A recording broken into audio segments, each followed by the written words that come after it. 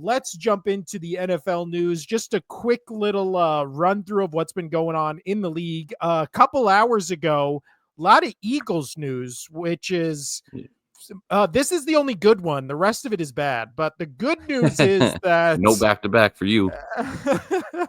Adam Schefter has reported that the Eagles are rewarding Saquon Barkley with a 2-year, $41.2 million contract extension that makes him the highest paid running back in NFL history.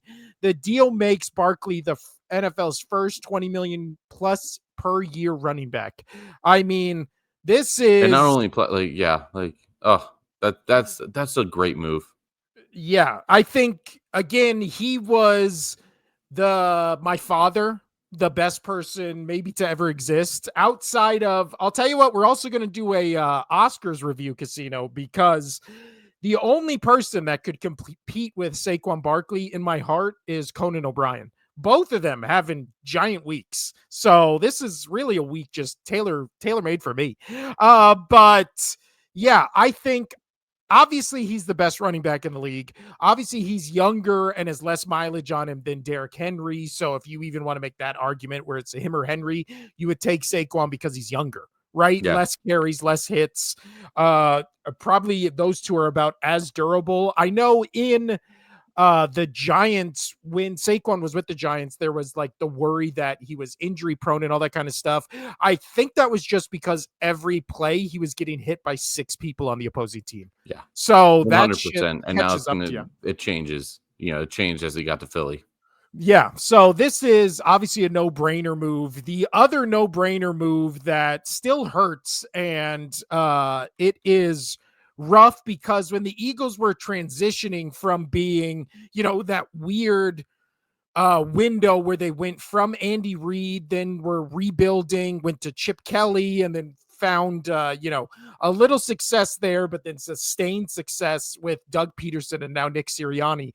There was that weird window where their defense was really bad. They needed somebody to stabilize that defense, and that was the biggest issue. That was the biggest issue. You guys go from the year, 2 years ago, you guys go from one of the worst defenses in the league to the best defense in the league, and you win a Super Bowl because of it. Yeah, but I'm even talking earlier than that. Earlier with before the Super Bowl years when they traded for Darius Slay, and Darius Slay was cut from the Eagles, and it saved them a couple $1 million. Obviously they found the 2 rookie cornerbacks that makes sense. They also have Kelly Ringo and the other guy whose name I'm forgetting, but they cut him just to save a shitload of money. They cut James Bradbury because, obviously he had to hold in the Super Bowl. Obviously he's a bad, I wouldn't say a bad player. I just think he was good, and then he kind of aged out of his position. So getting rid of Darius Slay was too strong for him after that. Yeah. Cutting Darius Slay obviously saves them money. Cutting James Bradbury also saves them money. I think Slay could possibly be back because there was this almost identical issue last year, and then Slay left, and I guess Big Dom, because again, we don't know what Big Dom does. We just know every player seems to be like, this team stays together because of this guy. Whatever that means, that's just the reality of it. But I guess Slay last year had a more money offer to go play with the Baltimore Ravens. He talked to Big Dom and then decided to take less money to come to the Eagles. So again, paid off. It paid off with the Super Bowl win. Obviously, he had a really great year. He's again was the stabilizing force on that defense in that secondary that led the turnaround to now all of a sudden, they rebuilt the D-line. They had the back end like pretty okay with Darius Slay back there. So for a short time, he was the wrong with letting him, releasing him and whatnot. There's a lot of times the Patriots did it very often where it's just a restructure of the contract kind of situation. Yeah, I kind of think that was what happened last year. And this year, they're going to kind of be like, we're good, because I think he's going to ask for too much money. And also, they need to worry about re-signing Bond. They need to worry about either trading picks and putting a contract together for Myles Garrett, which I still think is in play, or they need to re-sign Josh Sweat. Yeah, I don't see So how you guys are going to be able to keep Myles Garrett. I don't know. In Howie Roseman, we believe. And Howie Roseman, we believe. But some other, what is it? The other news, let's just stick in the NFC East, Casino. The Commanders have traded for Deebo Samuel for only a 5th round pick. So whatever you think of Deebo Samuel, and again, I've had my issues with the 49ers as an Eagles fan in the past, especially with Deebo Samuel, who I think is one of the most overrated wide receivers. I would agree, but still, I think for 1/5 round, like that's pretty good. Well, that's Like, what I'm saying. I yeah. think he's overrated, but still, for a 5th round pick, like, why not?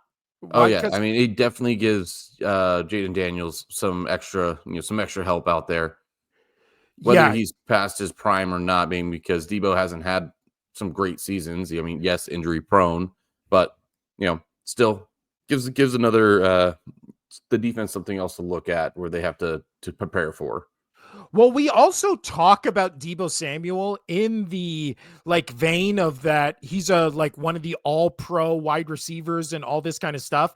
He's only, if you look at the seasons he's had, now again, like you said, injuries have played a major part in it, but since 2019, when he joined the 49ers, he's played one full season. That one full season, he had 1,400 yards, 6 touchdowns. But there were 3 other seasons in there where he played 15 games. And in those years, he had 800 yards, 892, and 670. Yeah, So but again, so I mean, he's but a people talk gadget about him. player. Yeah, people talk about him because of he's got personality, good or bad, whatever you want to call it. He's got personality. He makes people look at him via social media, whatever it is. Like he makes himself a talking point. And plus, you know what? I will say this. I know it's going to sound silly, but I think a lot of media likes saying fun names, like Deebo. Like, That is a good take. That is a good take. I like that take. I Deebo mean, Samuel, first just off, I great mean, name. That is a just great name. I mean, at least Puka Nacua, that at least he's also really talented. But even if he wasn't, man, people would be talking about it. But yeah, so it's funny to look at Deebo Samuel. Again, fun name to say.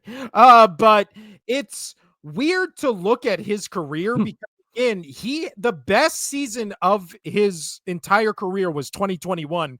And I still feel like people talk about him as if every season was 2021 instead of 2021 being the outlier.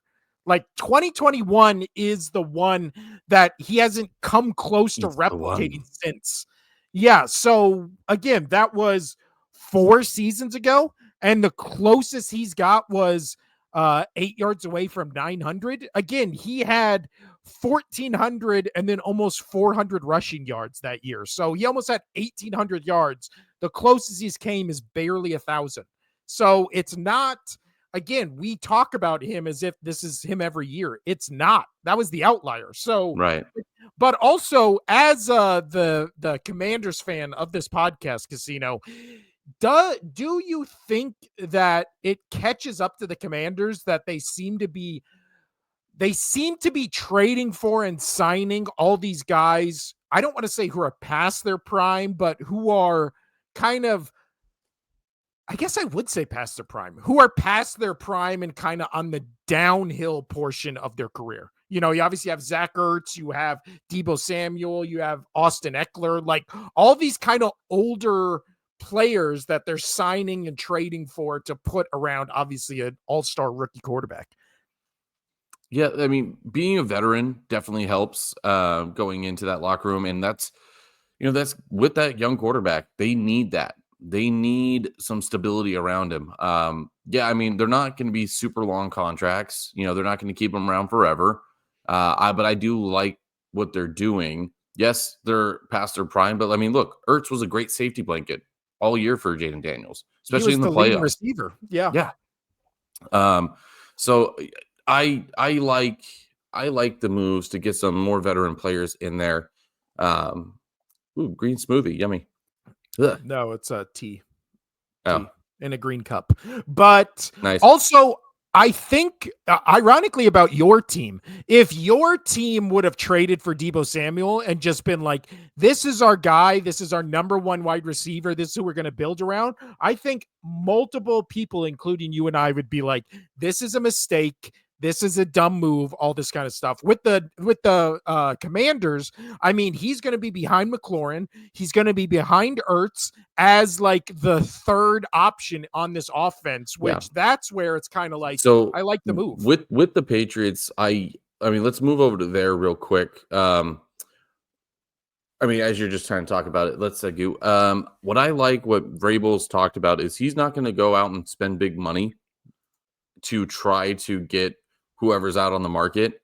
He'd rather get the offensive pieces through the draft, and then he wants to spend the money because it'll be cheaper money to do the O lines, to get the defense put back together, which I like because they're not like the role players that get all the money. And I like that move because look, Puka Nacua, 5th round, and he's a stud. So like it's possible.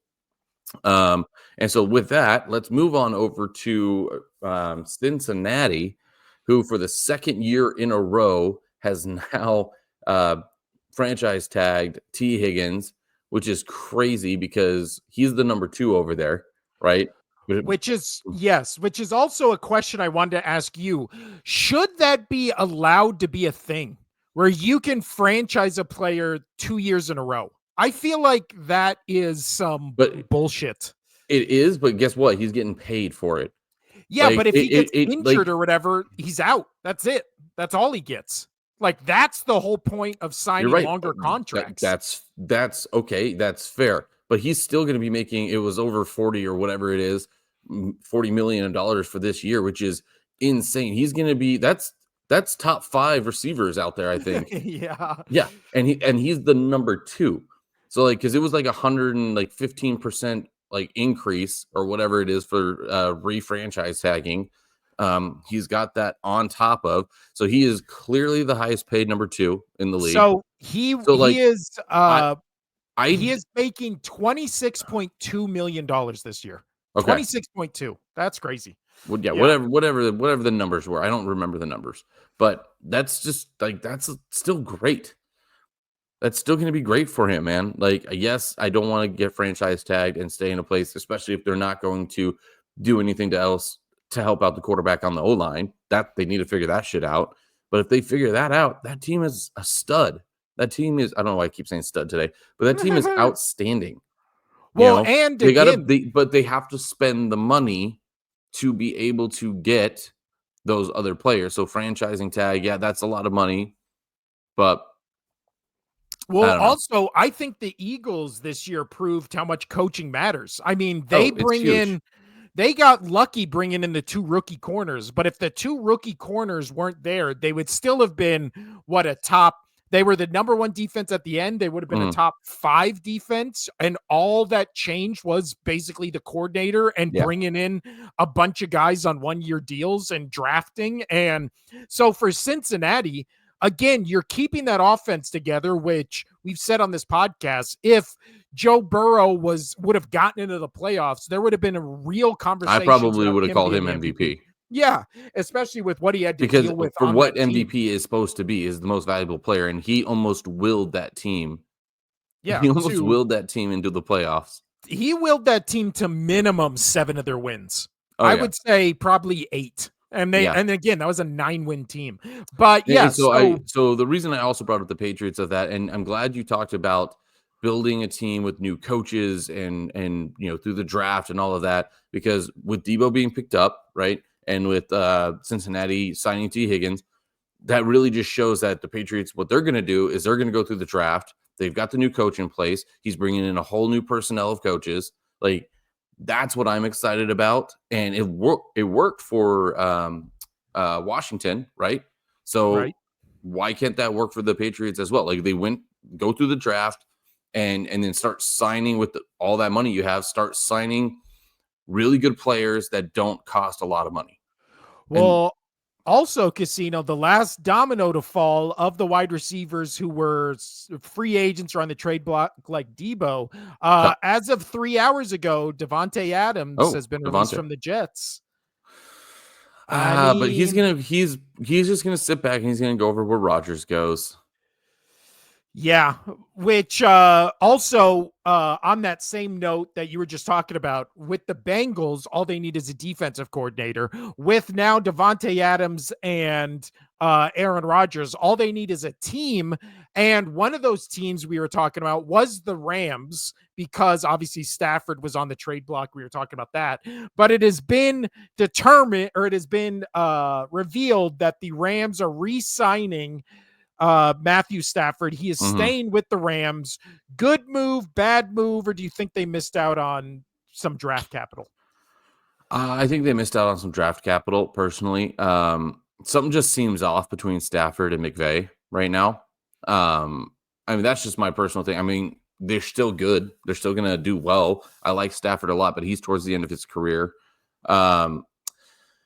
Yeah, I think that hurts their drafting ability, or hurts their free agent ability. They're going to have to really go for it in the draft to really help them out. But yeah. But you know what? And with that being said, and it's really funny, is there's a lot of talk now about Aaron Rodgers now to the Raiders.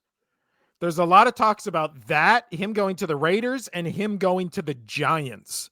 Right. So, and I'm glad you said that, because I just don't think he's New York ready anymore. I think he's done.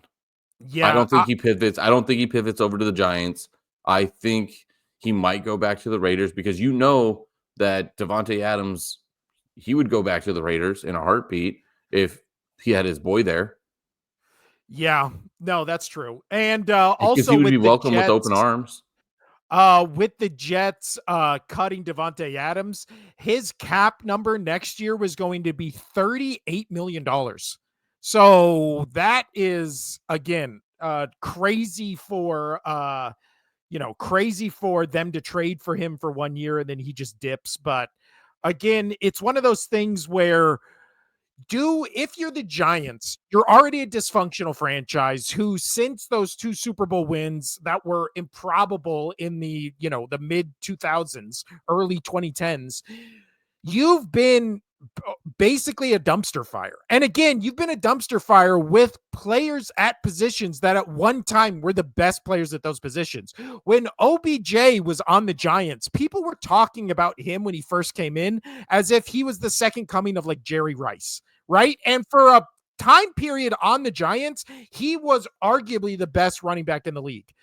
They drafted Saquon Barkley with the number 2 pick in the draft. He's proven time and time again that he is, without question, a top 1 or 2 back in this league. They've had good defenses. Again, Brian Daboll was like the hottest coach in the league when it was all the Josh Allen, and he finally was like, I'm ready for a head coaching job. So the Giants have, and that's not even counting, they have the players they have now with Neighbors and a bunch of like young defensive players. They have had players and good coaches and all this kind of stuff. We always point to the Jets and be like, it's Woody Johnson. The ownership over there is hot garbage. You never hear that about the Giants. So in your eyes, what do you think the issue with the Giants is? Because it seems like every year they're one of these teams that just get talked about where it's like, oh, they're re-signing Daniel Jones on this horrible contract. Yeah, Now I honestly don't most know. likely, I don't know. yeah, They're just very intriguing of a story. I just really don't know, because I mean, that's a great point that you said, is that organization hasn't been horrible, throughout their history, right? And it's not like the Jets, who are always bad, and yeah. the Bears, who are always bad, and we talk about their management and their ownership and whatnot. This team is just stuck. I really think that Daniel Jones thing just crushed them. They Well, stuck around everybody, they stuck around on a quarterback way too long that wasn't working. Not only that, remember they re-signed him on that contract. Yeah, Yeah, they paid him way too much. They stuck around. That's kind of what I'm saying is they stuck around with the quarterback when they should have got off of him. yeah. And I really think that hurt that organization. Like the I've morale, the people, the fans, the players. Not saying that he's an unlikable guy or anything like that, but he's not the guy. He's not the guy. He's proven he's not the guy. yeah. I mean, So had Saquon Barkley, who just won in his first year in the Eagles, who's going to be one of the best backs ever when he retires. And you couldn't do anything? yeah. Well, you also had OBJ, prime OBJ, which was See, I was never a big OBJ fan. Like it was that one catch that made him, a household name. To me, he's not all that great of a wide receiver. Is he a good receiver? Oh yeah. But is he one of those ones that I would pay top dollar for? Never. Just never. But that's now. When he first came into the league, this was his first 3 years. And then obviously he got hurt the next 2 years, and that's kind of what derailed him. But his first 3 years in the league, listen to this. This is crazy.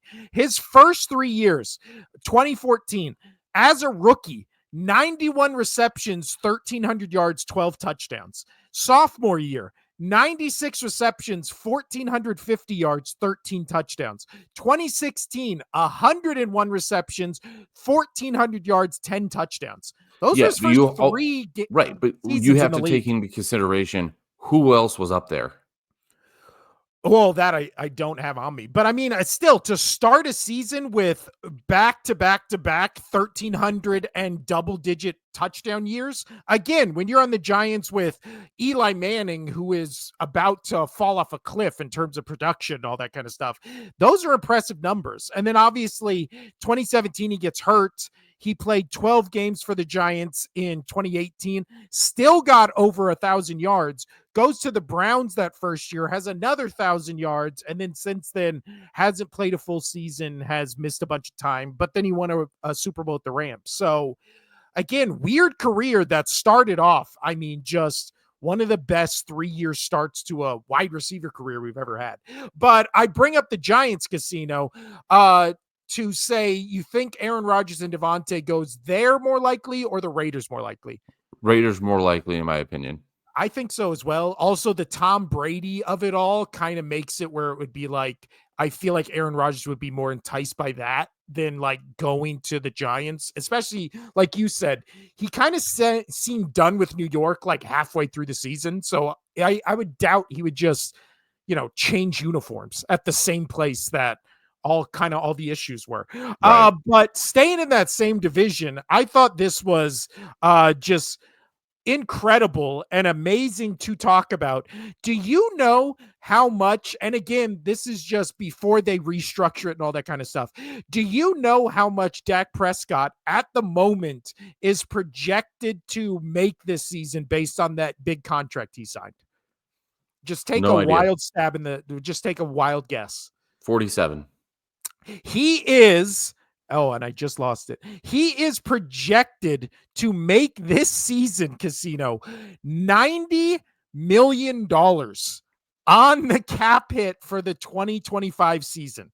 Now, again, that's before they can move money around and all that kind of stuff. But still, Dak Prescott this year is going to be making what? You think they're going to get rid of 80 million of that? No, it's probably going to be 40 to 30. So he's still going to be making around 50 to 60 million dollars a year. Talking about like Daniel Jones level contract extensions. That is insane. That is crazy. Money. Oh my God. Yeah, last thing on the NBA news or the NFL news, Casino, is that the quarterbacks that are rising up the ranks, or that have been, the only two quarterbacks that have been rising up the ranks in the draft status is Shedeur Sanders and Cam Ward. There are talks right now that the Giants could potentially move up to try to get to the either 1 or 2 pick to draft Cam Ward. Shedeur Sanders, do you think he gets too much Too much criticism, not enough criticism, or kind of just right because every day now there's a new story about like, oh, teams are kind of put off by like how cocky he is, and then he's Yeah. saying, at the podium, like, any team that drafts me better be ready to turn their franchise around and stuff like that. So Yeah, I think he's doing way too much. I think I've never been a Barry Sanders. I've never been a fan of his dad. yeah, I just haven't. There's a fine line between cocky and arrogant and confidence. Like he is that family is so toxic, in my opinion. Where they're almost like the balls from NBA, like LeVar Ball and all of them. Like they kind of feel like that to me, honestly. yeah, but at least the Sanders like family is like accomplished. Like Yeah, the that's Ball fair. Great. family I mean was, that's a great point. I mean, they yeah. were the Ball family were shoes, pretty much. Right. So Also, shout out Lamar Ball's or no, who's the dad? What was uh the dad's name? uh You know, Lavar. it was LeVar. So shout out LeVar Ball's leg. He lost his foot. Did you see that? No. Yeah, they said it was some type of injury or something like that. Like, pretty fucked up. So shout out him. Jesus. Yeah. Damn. Anyway, so yeah, anyway, going back to the Sanders, I do think Shador is a little too cocky, a little too arrogant. And the right amount of cocky is good.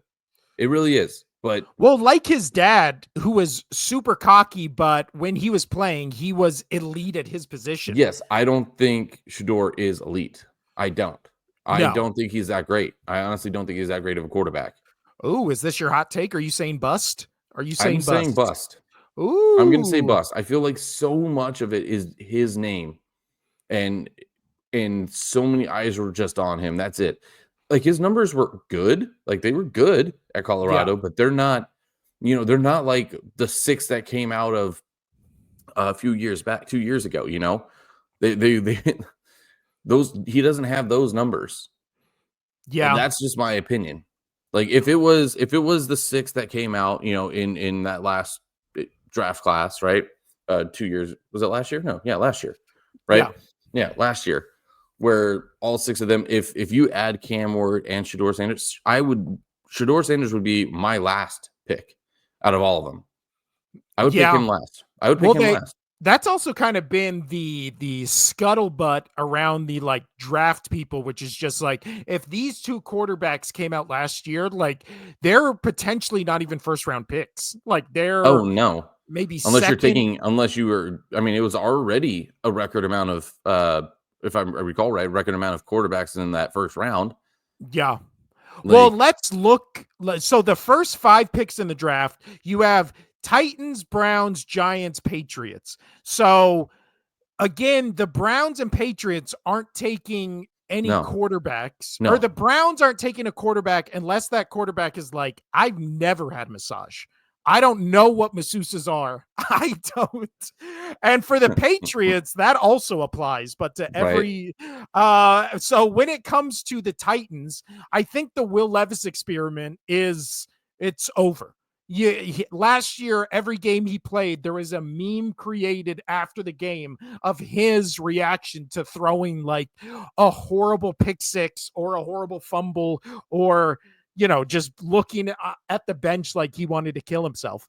But the Cleveland Browns, again, they're paying, I believe I saw a thing where it was Deshaun Watson is getting something like $70 million this year, which again, much like the Daniel Jones contract, everybody knew that contract would end up like this, where it would just be like, how do you sign that guy to this? So right, really, when it comes to Titans, Browns, Giants, I think we just both agreed Aaron Rodgers isn't going to the Giants. So those 3 quarterbacks, or the 2 quarterbacks, and then Jackson Dart, had the classic, like, was on nobody's radar, had a good combine, and now all of a sudden it's like, can Jackson Dart go in the top 10, even though nobody had him as a good quarterback until the combine? But Tennessee Titans, Cleveland Browns, Giants.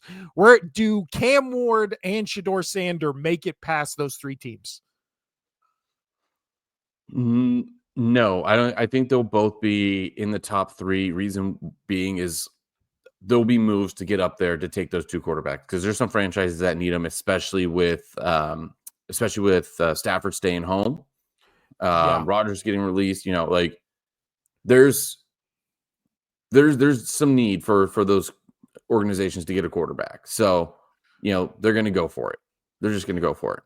Yeah, So, and yeah, I mean, you look at the top 10, Bears obviously don't need a quarterback. Saints, you could make the thing that or you could make the argument they need a quarterback if they're not sold on Derek Carr. Carolina Panthers, I would say give Bryce Young. He showed enough last year where you're like, let's see it. Let's see another year. After he got benched, and then what happened to the Red Rocket? Yeah, again, that's what I call him. After what happened to Andy Dalton with the car accident and hurt his thumb and injured his hand, right? That you saw a different Bryce Young. He came out and was like, "Oh, I can lose my job. Like, I can. I'm not guaranteed anything in this league. Holy shit!" And it felt like he came out with a fuck it attitude. Like he was just oh yeah, like you said, like I can either ride on the bench or I can just try to sling it. And then sure enough, he was slinging it. But then after that, see the top 7, Jets need a quarterback. Raiders need a quarterback. Jaguars, I mean, if you're not sold on Trevor Lawrence, which I'm not, I would say they probably need a quarterback. Patriots. He just makes too many simple mistakes. Especially to be this far into your career. Right. So I do think the Giants are going to trade up with Tennessee to get Shedeur Sanders. That's just okay. What do you think they're going to give up? Or not Shedeur Sanders. I think they're going to go for Cam Ward. Honestly, I have no idea. And then the Browns, they'll definitely take whichever quarterback is next. And then moving on from there, the Titans would, since now they, both quarterbacks would be off the ledge. I don't know what the Titans would do with quarterback, but I think it's going to have to be a hefty. I do think the Giants are definitely, with Stafford being off, now they're in panic mode. I think they will move up from the 3 to the 1. I don't think Browns will do anything because they're guaranteed a quarterback at that point. They're just going to be like, okay, we'll take whatever's next. So I really do think that the Giants are in desperation mode, that they will go and make a trade with Tennessee. I don't know what Tennessee would do, but I just feel like Tennessee would have a little bit more leeway with oh my gosh, blanking his name. Will Levis? Yeah, thank you. Like I can see them sticking with Will Levis, and if they're still able to get a lot of capital and a lot of things from the Giants, because the Giants just have no one. Well, especially if they just swap like first round picks. So you move back 2 spots, then all of a sudden you're taking just best non-quarterback off the board, and then kind of just being like, we also probably got a third and second round pick. Which would probably be that edge rusher from Penn State. I don't remember his name. Abdul Carter. Yeah. So that, and then so that begs the question. No matter how much I wanted the Patriots to take that left tackle, the guy from Texas, Banks. Yeah. Right? That's Banks. Yeah. I don't think though. I think that the Patriots will take Travis Hunter. I think the Patriots are going to get Travis Hunter. Which, again, that would be the smart move. And that would be the smart move, because everything that I've heard, what Mike Vrabel wants to do is he wants to go after, in the draft, he wants to go after all of his offensive pieces. And then he wants to get everybody else on the back end with the money that we have. They have. And yeah, they're going to do well with that. Yeah. Yeah, or no, the offensive lineman was the LSU guy, right? Or were you thinking of a different I want the guy from Texas, and that's Banks, if I recall right. I'm looking. I'm sure you're right. But yeah, this draft is definitely going to be interesting because again, the two quarterbacks, obviously people are like, if they would have come out last year, they're potentially not even first round picks. There's going to be a bidding war, however, between those teams we mentioned that need quarterbacks to move up and get one of those two.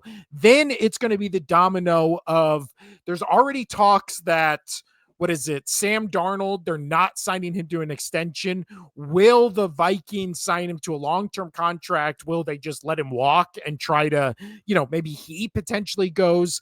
I don't think he'll go back to the Giants pretty much, or back to New York, I should say, for the Giants for kind of the same reason we said Aaron Rodgers wouldn't.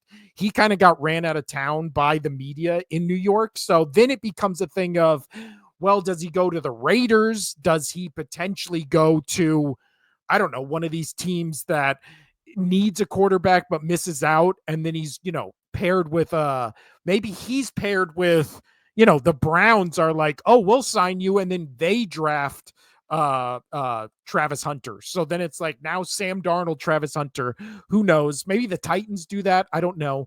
But yeah, it really does seem like there's going to be like 2-3 teams that are just shit out of luck because again, the Stafford staying, if Darnold stays with the Vikings, then all of a sudden there's what, 2 quarterbacks on this list, but then there's going to be Giants need a quarterback, Jaguars potentially. And yeah, they Raiders have need a quarterback. Banks dropped all the way down to they're projecting him at 34. That's what I I'm don't know if he saying. got I don't know if he got hurt or anything, or if it's just no team needs that. Yeah, but I don't know. So this is going to be interesting because again, if the season started now, who the hell would be the Jets, the Raiders, or, Titans, Browns, Giants quarterbacks? Like if it started right now and one of those, again, 3 of those teams are not going to get a quarterback. So it's just going to be like, I don't know, we randomly throw a rookie we got in the third in there.